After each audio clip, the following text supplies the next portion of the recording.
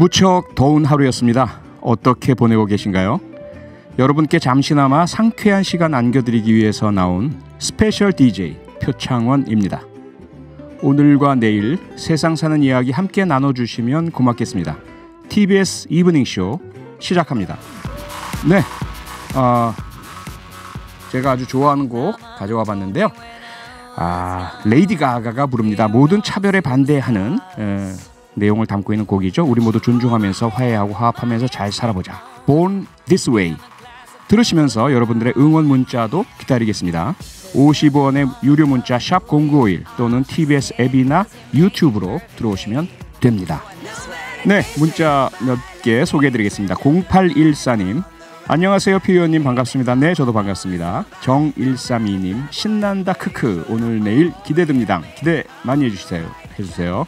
1181님 흐흐흐 의원님 회관에서 뵙다가 라디오에서 들으니 더 반갑습니다. 누구신가요? 응원 드려요. 흐흐 모 의원실 보좌진입니다. 네, 그러시군요. 반갑습니다.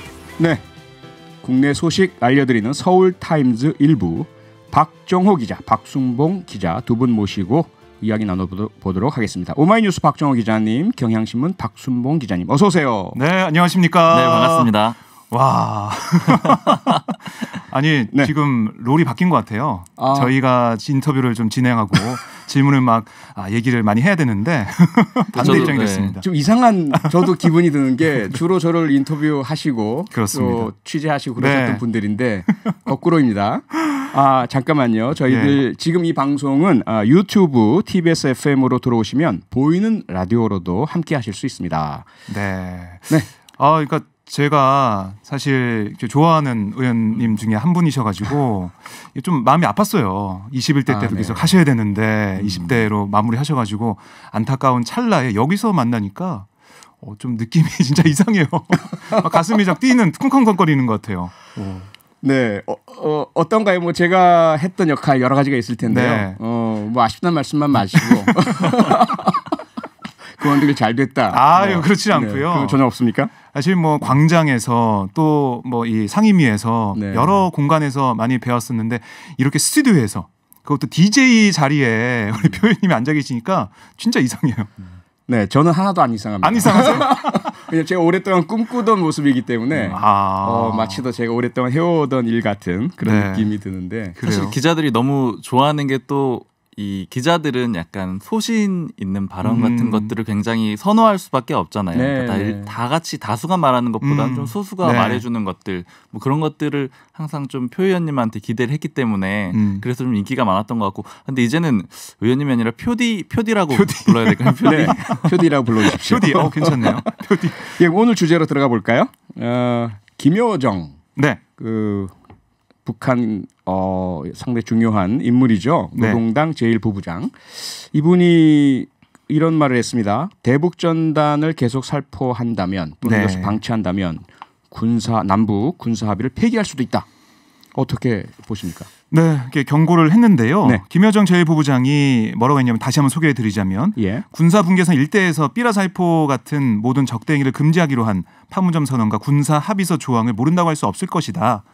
6.15 남북 공동선언 20도를 맞는 마당에 이런 행위가 개인의 자유, 표현의 자유로 방치된다면 남조선은 머지않아 최악의 국면까지 내다봐야 할 것이다라고 경고를 했어요. 그러니까 남조선 당국이 응분의 조처를 세우지 못한다면 뭐 개성공업지구의 완전 철거가 될지 또 북남 공동연락사무소 폐쇄가 될지 뭐 아니면은 북남 군사합의 파기가 될지 단단히 각오는 해둬야 할 것이다 라고 강하게 경고를 했습니다. 뭐 여러 가지를 나열했네요. 그렇습니다.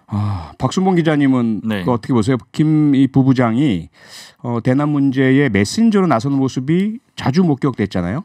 어떤 의미로 봐야 될까요? 네, 말씀하신 대로 이렇게 나선 게 벌써 세 번째거든요. 자기 명의, 자기 이름으로 담화를 내놓은 게 세 번째입니다. 그러니까 이렇게 되다 보니까 원래는 김정은 국무위원장의 일종의 대변인이 아니냐, 대변인 역할을 주로 하고 있다 이렇게 보고 있었는데 이제는 그걸 좀 뛰어넘어서 북한 내에 실질적인 입지를 굳혔다 이런 평가가 있고요.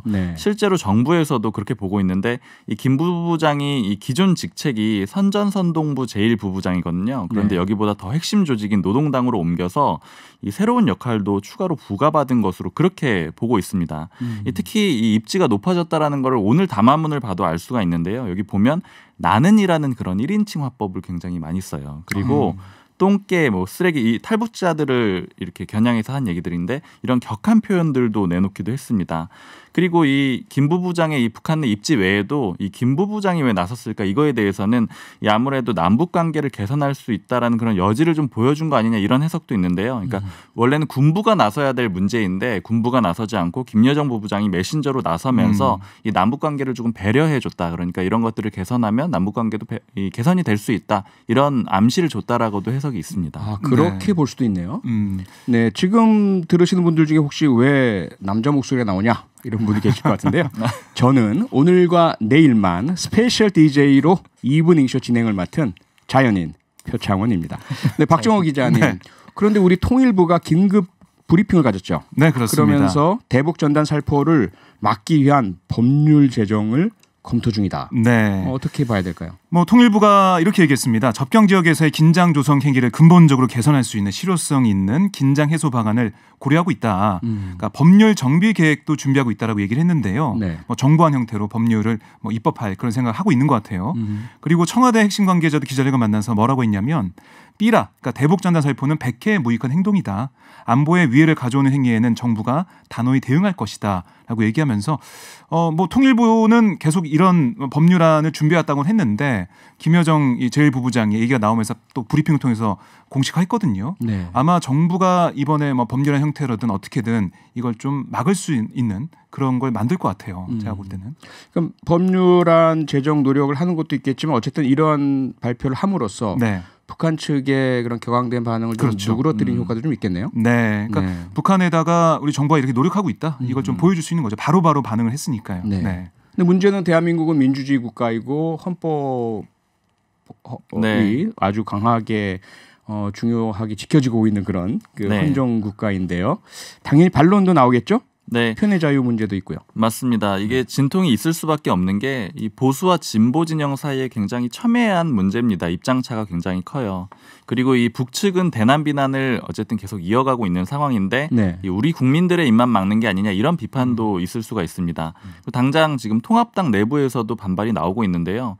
이 탈북민 출신이죠. 통합당의 지성호 의원은 오늘 외신 기자 간담회를 했는데 여기에서 이런 법률을 제정해서 막는 게 북한 주민의 알 권리를 보장하지 못하게 되는 그런 결과를 낳을 수 있다 이렇게 지적을 했습니다.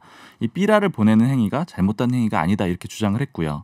그리고 이 무소속이지만 통합당 출신이죠. 윤상현 의원도 이 북한의 넘버2 김여정이 불호령을 내리니까 통일부가 전단을 금지하는 법률을 만들겠다고 나섰다. 이런 식으로 비판을 했습니다. 네, 북한이 뭐 미사일을 쏘거나 또는 핵실험을 하거나 혹은 이렇게 말로 엄포를 놓거나 하면 그럴 때마다 힘들어지는 것이 대한민국 정부고 특히 남북 간의 긴장을 완화하고 한반도 평화를 일구려는 정부나 혹은 정치인이나 시민단체들이 상당히 어렵게 되는데 네. 북한이 좀 평화에 함께 좀 노력을 같이 해줬으면 너무 좋겠어요. 네, 너무 그랬으면 좋겠습니다. 우리는 준비가 돼 있고 다 어떻게 할지 계획을 세워놨는데 당사자인 북한이 반응을 안 보이니까 이게 너무 답답하잖아요. 참 어렵습니다. 네. 언제나 북풍이라고 해서 북쪽이 뭘 하든지 간에 그 결과는 결국 대한민국에 좋지 않은 방향으로 나타나는데 말이죠. 네. 네, 다음 제 친정 이야기 좀 해볼까요? 네, 국회 하늘이 두 쪽 나도 내일 본회의를 열겠다. 네. 김태년 더불어민주당 원내대표의 이야기였습니다. 오늘 주호영 미래통합당 원내대표와 담판을 맺기로 한다고 하는데 박순봉 기자님, 네. 어떻습니까? 진척이 좀 있습니까? 지금은 뭐 쉽지가 않습니다. 강대강 대치가 계속되고 있는데 네. 일단 민주당이 단독 개헌을 불사하겠다라는 그런 의지가 굉장히 강력하고요. 그런데 또 통합당도 이 상임위원장 조정 협상에서 밀리면 안 된다 이런 상황이거든요. 그렇기 때문에 지금 협상의 여지, 룸이 별로 보이지 않는 그런 상황입니다. 이 방금 말씀하신 그 김태년 원내대표의 발언만 봐도 그런 분위기를 느낄 수가 있는데 이 하늘이 두 쪽 나도 이런 표현을 썼잖아요. 그리고 어떤 장애도 새 국회를 향한 전진을 막지 못할 거다 이렇게 얘기를 했습니다. 근데 여기 맞서는 통합당의 주호영 원내대표도 이렇게 나오는 건 독재 선전포고와 다름없다 이렇게 얘기를 했고 네. 특히 원구성 협상을 해주면 3차 추경과 그리고 여건이 추진 중인 게 이 질병관리청 승격이 있거든요. 네네. 이런 두 가지를 다 연계시키겠다라고 얘기를 하고 있어요. 그러니까 네. 어떻게 보자면 사실은 통합당이 조금 밀리는 상황입니다. 의석수가 워낙 밀리다 보니까 통합당은 이런 거를 해줄 테니까 원구성 협상을 하자 이렇게 나오고 있는 상황인데 어쨌든 이 서로 협상의 여지가 지금으로서는 별로 보이지 않는 그런 상황입니다. 어쨌든 서로 상당히 강한 말들을 내어놓고 있어서 혹시라도 양보하는 모습을 보이면 밀렸다 졌다 혹은 애초에 모습과는 용두삼이다 이런 비판을 받을 수 있는 여지가 있는 것 같아서 맞습니다. 양쪽이 모두 좀 뭐랄까요 좀 백척간두의 그 벼랑 끝에서 서 있는 모습일 텐데 그래도 정치는 생물이라고 뭔가 타협의 묘미가 네. 나오지 않을까. 네, 그렇죠? 기대는 하고 있습니다. 오늘도 계속 만나고 있다고 하더라고요. 원내 네. 지도부에 있는 민주당 의원과 통화를 좀 해봤는데요. 예. 저녁에도 계속 만날 거다라고 얘기를 하고 있습니다. 지난주에 소주 회동이 있었고요. 네. 김태년 원내대표, 조영 원내대표가 그리고 그 며칠 뒤에는 막걸리 회동이 있었습니다. 그래서 오늘은 날씨가 좀 더우니까 맥주 회동이 있지 않겠냐. 이렇게 기자들 좀 얘기하고 있는데 어떻게 할지 모르겠지만 끝까지는 협상하겠다는 입장이에요. 네. 근데 통합당도 내일 9시에 의총을 열고 어떻게 할지 최종 결정하겠다고 했으니까 오늘 저녁 밤까지 이어질 수도 있는데 그런 협상을 통해서 내일 아침까지 가봐야 결정될 것으로 보입니다. 그러면 맥주로도 안 되면 그다음엔 뭘로 가나요? 더 독한 술을 마셔야 되지 않을까요? 막사로 가야 되나? 뭘로 가야 될까요? 네, 술이 해답은 아닐 것 같은데 네. 어쨌든 자 그런데 문제는 만약에 그래도 오늘 밤 내에 협상이 잘 안 돼서 네. 내일 힘으로 밀어붙여서 미래통합당을 제외한 그런 개원이 이루어진다. 그 경우에 과연 전통적인 이 대통령의 시정연설 네. 과연 이루어질 수 있을까요? 어떻게 보세요? 뭐 결론적으로 말씀드리면 국회가 개헌을 하더라도 이 문 대통령이 개헌 연설은 하지 않을 걸로 그렇게 예측이 됩니다. 네. 그러니까 청와대 입장은 뭐냐면 국회 개원과 개원식은 별개다 이렇게 보고 있어요. 과거 사례를 보더라도 이 개원과 개원식 날짜가 다른 경우가 많았고요. 특히 오늘까지도 국회 사무처가 이 청와대로 이 초청을 하지 않았다 그래요. 아직 초청을 받지 못한 그런 상태입니다. 그리고 말씀하신 대로 지금 여당이 밀어붙일 경우에는 통합당은 이 할 방법이 별로 없어요. 그래서 아마 본회의를 보이콧할 겁니다. 사실 지금 통합당 내부에서는 이게 지난해 있었던 패스트트랙 그 국면하고 비슷하지만 그때처럼 대응을 할 수 없다라는 얘기들이 많아요. 왜냐하면 그때 그렇게 대응을 해서 이미 국민들이 한번 심판을 했기 때문에 그 대응을 할 수가 없는 거죠. 네. 그렇기 때문에 사실 물리적인 대응은 못할 거고 그냥 이제 본회의장을 비우게 될 건데 이제 그렇게 되면은 이 대통령 입장에서도 이 개헌 연설은 임기 중에 한 번 있는 중요한 행사고요. 또 이 문재인 정부 하반기의 주요한 의제들을 얘기를 할 텐데 이 야당의 반발이 담기는 그런 모습을 같이 보여주고 싶지는 않을 거예요. 그렇기 때문에 조금 늦추더라도 여야 의원들이 고루 참여한 그런 개헌식을 이 청와대는 기다릴 걸로 보입니다. 청와대의 기대는 그렇고요. 혹시 박정호 기자님 개인적으로 어떻게 보세요? 네. 이런 상황에서 여당은 현재 180석이 넘는 법료 네. 메모드 의석을 가지고 있고요. 힘으로 밀어붙이면 개헌 외에는 거의 다 할 수 있지 네, 않습니까? 네, 그렇죠. 그래서 만약에 미래통합당이 협조 안 하면 우리는 다 밀어붙이겠다. 네. 이렇게 나갈 텐데 미래통합당은 반대로 우리가 힘은 없고 밀리면 밀릴 수밖에 없다. 다만 여당도 원하는 게 있지 않느냐. 네. 예, 추경 3차 추경 당연히 협조를 해줘야만 제대로 잘 될 테고 네. 그리고 지금 뭐 질병관리청의 승격이라든지 정부는 늘 국회에서 원하는 게 있을 텐데 이게 잘 안 될 경우 그리고 계속해서 힘으로 밀어붙이는 모습을 정부 여당이 보인다. 네. 대통령과 여당의 지지율이 낮아지지 않겠느냐. 양측의 이 승부 누가 더 손해 볼 것 같습니까? 이렇게 대치 국면으로 가서 힘으로 밀어붙이면 여야가 다 손해를 보겠죠. 결국에는 누가 더? 아니 여야가 다 그건 누구나 할 수 있는 이야기고요. 더 가진 사람이 더 손해 볼 게 많겠죠. 어떻게 보면 그렇게 보고 있습니까? 네, 그렇게 좀 보고 있는데 네. 저는 결국에는 협상을 통해서 네. 합의점을 찾을 거라고 봐요. 둘 다 손해 볼 것이기 때문에 네, 그걸 그러니까 피하고 싶다. 중요한 부분이 법사위원장은 누가 가져갈 것이냐 이 그렇죠. 문제인데 법사위원장 누가 가져갈지 그것도 있겠지만은 법사위가 일하는 법사위, 네. 그러니까 상원의 역할을 하는 법사위가 아니라 이 법사위 본연의 자세로 돌아가는 네. 그런 법사위의 모습을 보여준다면 그거를 만들 수 있는 장치를 한다면 여당 입장에서 좀 움직일 수 있는 여지가 생기지 않을까 싶은데 네. 통합당은 아직 그렇게까지 온 것 같지는 않아요. 뭐 체계작구 심사 문제나 여러 가지 일하는 그런 문제, 그러니까 소위에서 한 명에도 반대하면 안 되고 아니면은 뭐 법사위 전체회의에서 한 명에도 반대하면은 아예 못 올리고 이런 부분들. 그렇죠. 그러니까 네. 다수제가 아니라 합의제를 해왔던 이런 부분들을 어떻게 할 것이냐. 이걸 좀 핵심적으로 파고들어야 될 것 같아요. 네. 그 통합당 의원 한 명 얘기를 들어보니까 예. 줄여밟고 가주세요 이런 얘기를 하더라고요. 그러니까 그게 사실은 여론전에서 크게 나쁘지는 않다라는 판단도 있는 것 같아요. 그러면 그렇게 나오면 상임위원장 다 주자. 그리고 뭐 단독 기원하고 이렇게 됐을 때 여론은 오히려 역풍이 불지 않겠느냐 이렇게 보는 입장들도 있습니다. 통합당. 우리 국민들은 늘 약자 편이었으니까요. 네. 그리고 아무리 미워도 당하고 이렇게 지고 계속 밀리면 응원해주고 싶은 마음이 있을 테니까 그런 있죠. 생각이네요. 네. 기대를 가지고 있다. 알겠습니다. 한번 두고 보시죠. 어떻게 되는지. 다음으로 미래통합당 쪽 얘기 좀 해볼까요? 김종인 비대위원장이 기본소득 카드를 꺼냈습니다. 네. 상당히 시끌시끌한데요. 과연 이걸 어떻게 봐야 될까? 특히 완전 반대쪽에 있다고 생각됐던 정의당 심상정 대표를 김종인 비대위원장이 가서 만났어요. 네. 그러면서 기본소득은 우리 같은 생각 아니냐? 함께 노력해서 좀 잘해보자. 이런 언급을 했다고 하죠. 네. 오늘 기본소득에 대해서 3차례 언급을 했습니다. 네. 그리고 또 방송 출연도 예정하고 있어가지고 이 김 위원장이 굉장히 적극적으로 여론전에 나서고 있는 그런 상황입니다. 오늘 특히 기자간담회를 자청을 해서 열어서 이 인공지능 같은 신기술이 사람을 대체하는 시대가 오면 이 고용 문제가 심각해지고 이게 소비 이축으로 이어질 수 있기 때문에 소득 보장이 필요하다 이렇게 강조를 했습니다. 다만 이 보편적 기본소득은 좀 어렵다. 왜냐하면 재원 문제가 있기 때문에 이런 점은 좀 단서로 두긴 했어요. 그리고 또 말씀하신 대로 정의당 심상정 대표 예방했는데 이 화두가 기본소득이었습니다. 이 전날에 김 위원장이 빵 사 먹을 자유 이런 걸 얘기를 하면서 기본소득을 의제로 띄웠거든요. 이 신 대표가 그거에 대해서 기대가 크다 이렇게 얘기를 했습니다. 그런데 정작 미래통합당 당내에서는 불편한 목소리들이 많이 나오고 있는 것 같아요. 네, 그 자유에 대한 것도 반론이 좀 나오고 있고요. 맞습니다. 이게 사실은 제가 그 취재하는 입장에서 봤을 때는 생각보다는 반발이 크지 않아요. 왜냐하면 예전에 이 김세연 전 의원이죠. 굉장히 기본소득 로봇세 이런 얘기들을 했었는데 그때 당시에 당내에서는 어떤 얘기까지 했었냐면 그런 얘기 할 거면 정의당 가야지 왜 여기에서 저런 얘기를 하고 있느냐 이런 비판이 있었는데 지금은 이제 김종인 비대위원장이 얘기를 하고 있으니까 그만큼의 반발은 나오지 않는 것 같아요. 그럼에도 말라고 해서. 네, 그럼에도 반발은 안 하고 있는데. 뭐 대표적으로는 뭐 장제원 의원 지금 김 위원장 체제에 대해서 비판을 하고 있는데 3일 연속 페이스북에 글을 쓰면서 비판을 하고 있는데 이 뭐라고 지적을 하냐면 이 기본소득을 자유의 가치와 등치시켜 풀어나가려고 했다면 자유를 너무 속물화시킨 거다. 너무 천박한 가치로 평가절하했다 이렇게 비판을 했고요.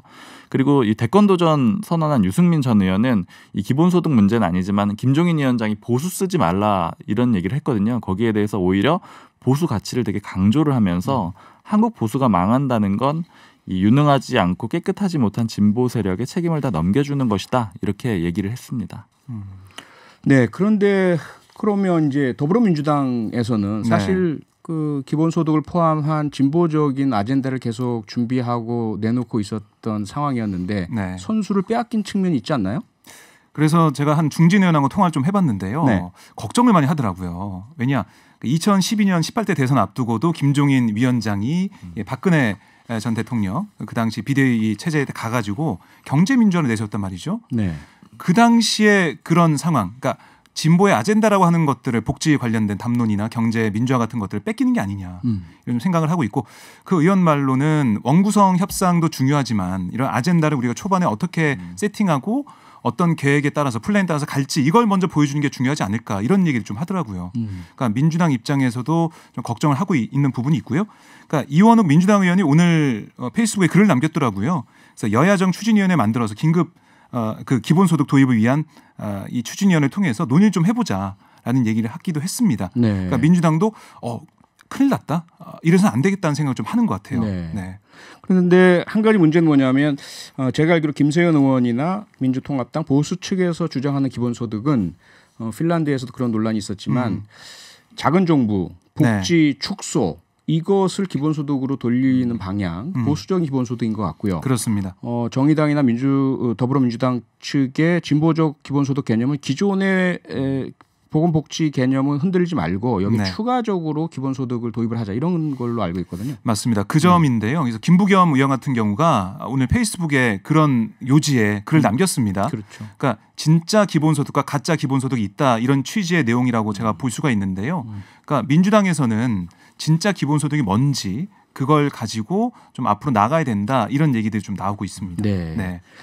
더 하고 싶은 얘기는 많지만 서울타임즈 1부 여기서 마무리 지어야 될 것 같습니다. 지금까지 경향신문 박순봉 기자, 오마이뉴스 박정호 기자였습니다. 내일 또 뵙겠습니다. 네, 고맙습니다. 네, 감사합니다. 저는 오늘과 내일 스페셜 DJ로 이브닝쇼 진행을 맡은 자연인 표창원입니다. 삼성물산 그리고 제일모직 간의 합병, 그에 이은 삼성의 경영권 승계를 둘러싼 의혹, 검찰이 수사 중이죠. 오늘 이재용 부회장에 대해서 구속영장이 청구됐습니다. 이 부회장이 자신과 그룹 전 현직 임원들에 대한 기소의 타당성을 외부 전문가들로 구성된 검찰수사심의위원회에 판단해달라는 소집 신청을 낸 지 이틀 만인데요. 방금 속보가 들어왔습니다. 오는 8일 월요일에 영장 실질 심사가 있다고 합니다. 이 부회장 구속의 갈림길에 또 섰는데요. 삼성 저격수라 불리는 더불어민주당 박용진 의원과 얘기 나눠보겠습니다.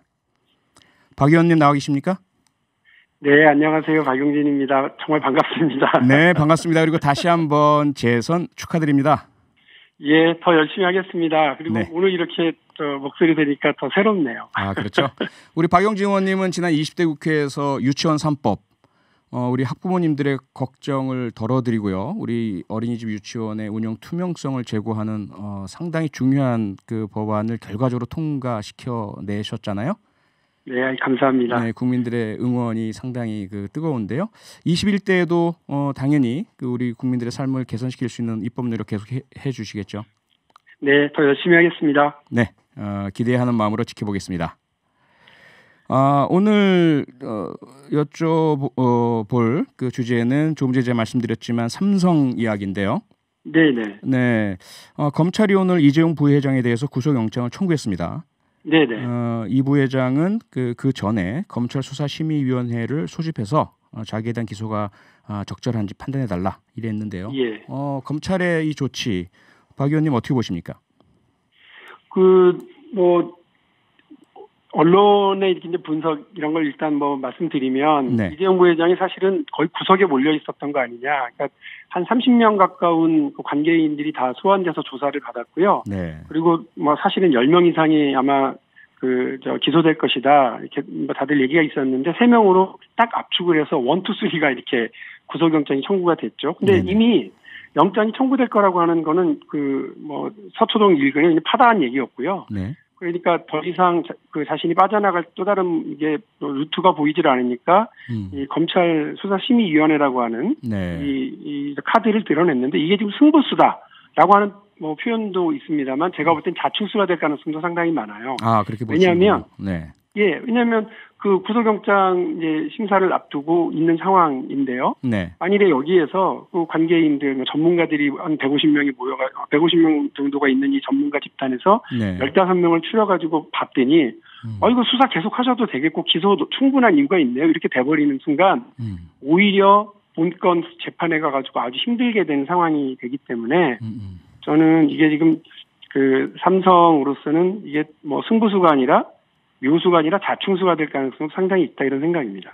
예. 박 의원님은 오히려 검찰수사심의위원회 소집 요청 자체가 검찰의 그 기소 또 구속의 당위성을 더 탄탄히 해주고 결과적으로는 그것이 법정에 가서도 이재용 부회장 등 그 피고인들에게 불리하게 작용하는 자충수가 될 것이다 이렇게 보고 계시는 거군요. 예, 검찰 쪽은 아주 자신을 하고 있는 것 같고요. 이미 삼성물산에 대한 압수수색, 삼성바이오로직스에 대한 수사 등등을 통해서 관련 문건 등등을 상당히 많이 확보한 걸로 알려져 있고요.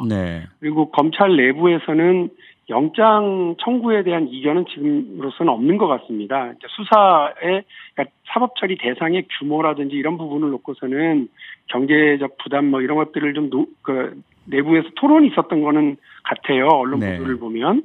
그런데 최종적으로 이 3명에 대한 영장 청구에 대해서는 이견이 없는 것 같고 이재용 부회장은 본인의 권리입니다. 수사심의위원회를 요구하는 것은 본인의 권리인데 그 권리는 보장받아야 되겠지만 어쨌든 수사를 통해서 1년 6개월 넘는 수사를 통해서 확인되어야 된 증거를 빠져나가기는 쉽지 않아 보입니다. 아, 예. 그러면 수사심의위원회 자체는 이 검찰의 구속영장 청구로 인해서 뭐 취소가 되는 건가요? 아니면 계속 회의는 열리나요? 어떻게 보세요? 이게 각각 다른 트랙입니다. 그러니까 구속영장 청구는 뭐 우리 표전 의원님도 더 잘 아시겠습니다만 네. 구속 수사의 필요성이 있는지 없는지를 재판부에 묻는 것 아니겠습니까? 그렇죠. 예. 그리고 이제 이 부분은 검찰 수사심의위원회는 이제 기소 여부, 죄가 있는지 없는지, 죄도 없는데 왜 나를 자꾸 기소하려고 그러냐. 네. 이 부분을 판단하는 게 우선인 것 같아요. 근데 그 예규를 보면 사실은 그 수사를 계속 할 건지의 여부, 두 번째로는 공소 혹은 불기소 처분에 대한 여부, 세 번째로는 구속영장 청구 및 재청구에 대한 여부 등등 한 5가지 정도가 이 심의위원회에서 다룰 수가 있다고는 되어 있거든요. 네.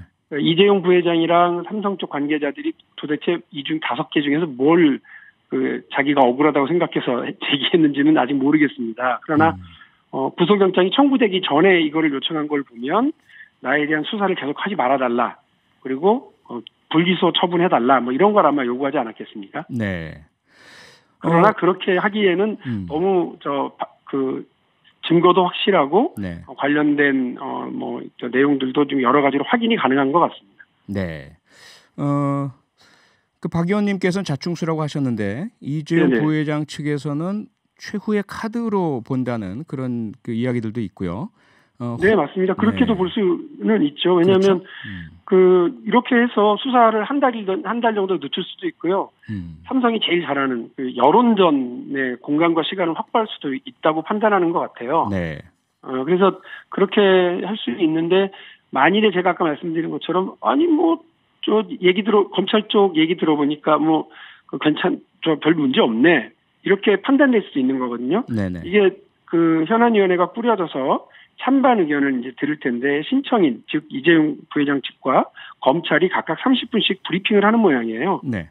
그 내용을 들으면서 한 15명 이상의 현안위원회가 꾸려지는데 그분들이 일정한 판단을 이제 하는 것 같습니다. 그래서 이게 지금 마지막 카드다. 근데 그 마지막 카드가 2판 4판 카드인지 아니면 묘수가 되는지 그거는 네. 좀 더 지켜는 봐야 되겠습니다만 네.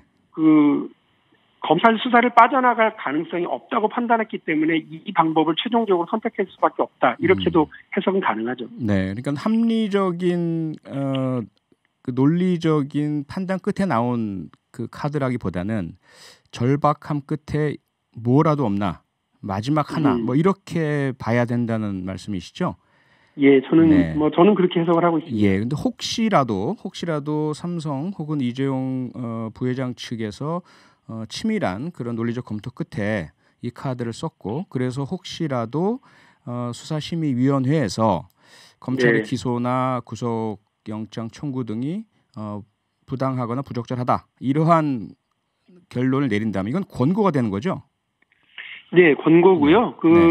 이제 관련된 예규에는 주인 검사는 이 권고를 존중하여야 한다로 되어 있습니다. 그러니까 존중의 방식이 어떤 건지는 이제 주인 검사 수사팀과 검찰이 판단해야 되겠고요. 네. 다만 이제 수사심의위원회의 그 의견서 있지 않습니까? 네. 이거를 사건 기록에 첨부를 한답니다. 그러면 재판부에게도 일정한 영향을 줄 가능성이 있겠죠. 근데 만일에 이재용 부회장을 기소하지 마라, 죄가 없어 보인다 이렇게 한다고 한다면 그것 또한 삼성한테 참 재미있는 이재용 부회장한테는 아주 재미있는 결과가 될 거예요. 왜냐하면 다른 범죄 혐의는 다 확인이 됐고 이미 8명이 재판부에 의해서 구속이 되어 있는 구속되거나 재판을 받아 1심에서 유죄가 대부분 나왔거든요. 네. 근데 이런 중대한 범죄 행위가 삼성그룹 전체에서 치밀하게 쭉 진행된 건 사실이고 다만 이재용 부회장이 이걸 알았다 몰랐다는데 본인은 전혀 몰랐다는 거 아닙니까? 보고도 전혀 받지 않고. 네네. 그럼 이런 어마어마한 일들이 벌어지는데 이거를 보고도 하지 않고 있었다면 이재용 부회장은 스스로가 꿔다는 보릿자루인 거지. 허수아비, 무능력한. 그렇죠. 네. 삼성그룹을 실질적으로 장악하고 중요한 의사결정, 투자 결정을 하는 사람이 아니라고 하는 게 확인이 되는 거라. 더 문제죠. 허수아비 총수가 왜 필요하냐 이런 네. 얘기가 또 나올 수 있어요. 네. 지금 방송을 들으시는 청취자분들께서 조금 헷갈리실 수도 있을 것 같아요. 뭐냐면 예, 지난번 그 최순실 또는 박근혜 전 대통령 관련 재판 때 이재용 부회장이 계속해서 수사도 받고 뭐 구속도 되고 이랬는데 지금 구속영장 청구하는 건 또 뭐냐? 그래서 혹시 박 의원님께서 지금 현재 이번 구속영장 청구 수사 대상인 이재용 부회장의 혐의 좀 간략하게 정리해서 알려주시겠습니까? 지금 재판받고 있죠. 뭐냐면 박근혜 최순실에게 뇌물을 준 사건입니다. 네. 정유라에게 말 사주고 또 뭐 이렇게 뇌물 건네고 뭐 이런저런 재단에 뇌물 건네고 했던 게 다 유죄로 확정이 돼서요.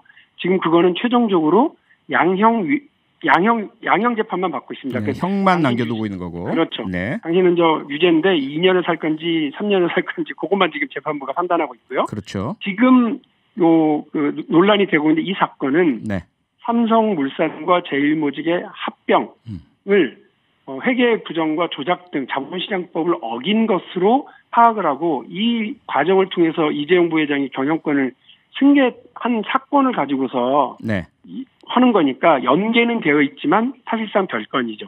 앞에 거는 뇌물 사건이고요. 지금 거는 경영권 승계를 위한 회계 조작 사건 등을 포함한 내용들입니다. 이게 그러니까 이런 행위를 통해서 부당 불법하게 삼성의 경영권을 승계받으면서 결과적으로 회사에는 피해를 끼친 업무상 배임이다 이렇게 보고 있는 거죠? 그렇습니다. 왜 그러느냐면 삼성 그룹을 장악하는데 가장 핵심적인 회사가 삼성전자입니다. 삼성그룹에 한 400조 되는데 그중에 한 300조짜리가 삼성전자거든요. 그러니까 삼성전자를 장악하는데 필요한 지분이 필요한 건데 이 삼성물산이 되게 중요한 역할을 하고 있거든요. 삼성전자의 장악 지분을. 그런데 제일모직에는 한 50% 가까운 지분이 있었던 이재용 일가가 삼성물산에는 한 1%밖에 없었어요. 네, 박 의원님. 두 회사를 합병해서 지분을 가지려고 하는 거죠. 네, 박 의원님. 아이고 너무 죄송한데 지금 그 시간이 상당히 많이 경과가 돼서요. 자세한 이야기 다음에 다시 한번 좀 요청을 드릴까요? 마지막으로 간단한 얘기긴 해서요. 네, 마지막으로 간단한 질문 좀 부탁드리겠습니다. 구속영장 발부가 될까요? 안 될까요? 어떻게 보십니까? 짧게. 지금 검찰이 자신하고 있는 바로는 구속영장을 발부받는 게 저는 우리 사법정의이고 또 우리 경제를 위해서도 삼성 그룹을 위해서도 나올 것을 보신다 이렇게 이해해도 되겠습니까? 네네. 고맙습니다. 네, 박영진 의원님 고맙습니다. 다음에 또 모시겠습니다. 그렇죠. 저는 잠시 후 7시에 돌아오겠습니다.